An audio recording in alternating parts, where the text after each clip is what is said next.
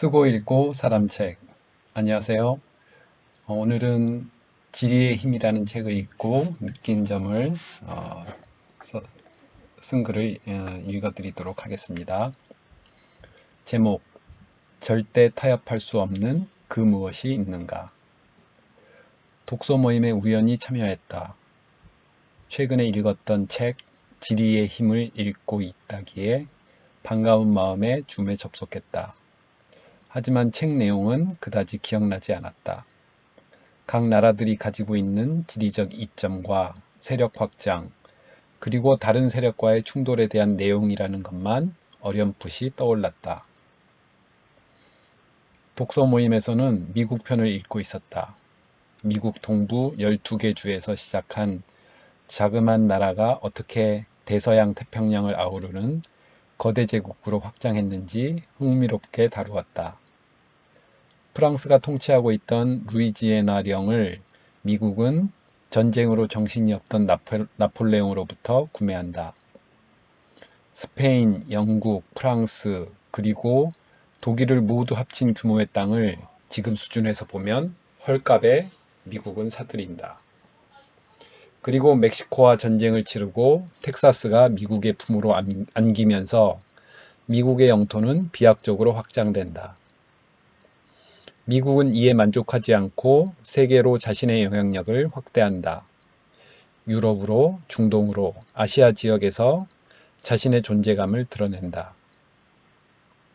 특히 아시아에서 중국과의 경쟁이 흥미롭다. 중국 경제의 급성장은 미국 GDP 규모의 추월을 예고하고 있다. 용트림을 하며 비상하려는 중국과 이를 막으려는 미국, 바야흐로 두 패권 국가의 경쟁의 서막이 올랐다. 작년 알래스카에서 미중 고위급 회담 장면이 머리에 스쳤다.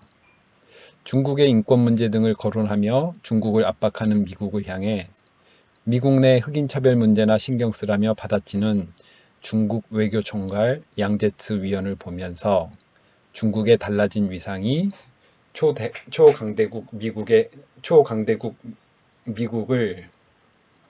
초강대국 미국이 흔들리는 모습과 교차했다. 미국은 달러 기축 통화와 세계 최고의 금융 시스템이라는 두 개의 요술 지팡이를 가지고 있다. 중국 최대 스마트폰 제조업체이자 통신 네트워크의 세계 강자 화웨이에 대한 미국의 제재가 그 일면을 보여준다. 이 두 개의 요술 지팡이를 흔들면 제 아무리 중국이라도 버티기가 쉽지 않다. 그래서 중국 대외 정책은 도강양해다. 자신의 재능이나 명성을 드러내지 않고 참고 기다린다는 뜻이다. 미국과 중국, 두 강대국의 첨예한 대립 사이에 낀 한국의 상황에 대해서도 이야기했다. 미중 양국이 자신의 국익에 따라 한국에 압력을 행사하고 있다. 중국은 경제 제재로, 미국은 동맹이라는 이름으로 자국의 이익을 우리에게 관철시키려고 한다. 우리나라는 어떻게 해야 할까? 누구의 눈치를 봐야 할까? 참 어려운 문제다. 하지만 나는 질문이 잘못되었다고 본다. 누구의 눈치를 봐야 할까가 아니라 내가 원하는 것이 무엇인가? 나의 타협할 수 없는 가치는 무엇인가? 물어보는 것이 중요하다. 이 물음에 대한 확고한 대답이 있다면 우리나라가 어떤 결정을 내려야 하는지 자명해진다. 이런 근본적인 질문에 대한 자문과 성찰 없이 계속 눈치만 본다면 어떤 대답도 찾을 수가 없다고 생각한다. 상대가 눈치를 보고 있다는 것을 아는 순간 건드려 보게 된다.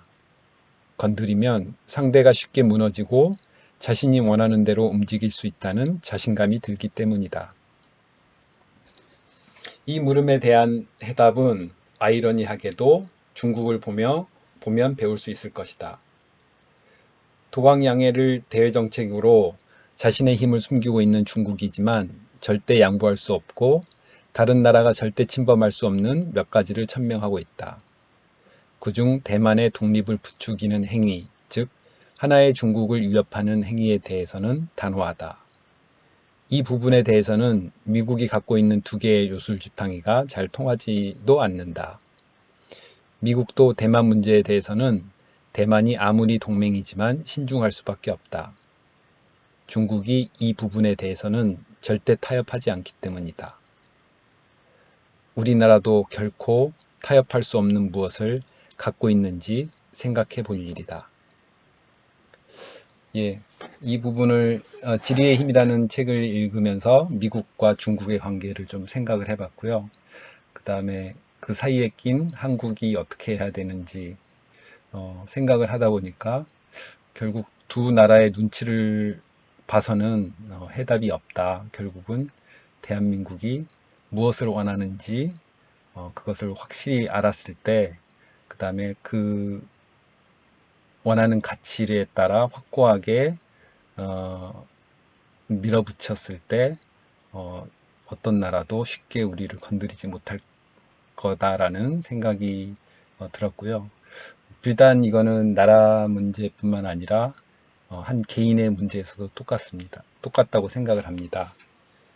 개인이 어떤 가치를 가지고 인생을 사느냐, 이게 확고히 정해진다면 아마 다른 사람들이 쉽게 자신을 좌지우지할 수 있는 상황이 많이 없어지지 않을까 생각해보게 됩니다. 그래서 개인에게서도 자신이 평생 추구해야 될 가치를 찾고 그 가치를 위해 사는 것이 무엇보다도 흔들리지 않고 세상을 살아갈 수 있는 게 아닌가라는 생각을 해봅니다. 예, 이상으로 마치겠습니다. 행복하고 좋은 하루 보내시기 바랍니다. 감사합니다.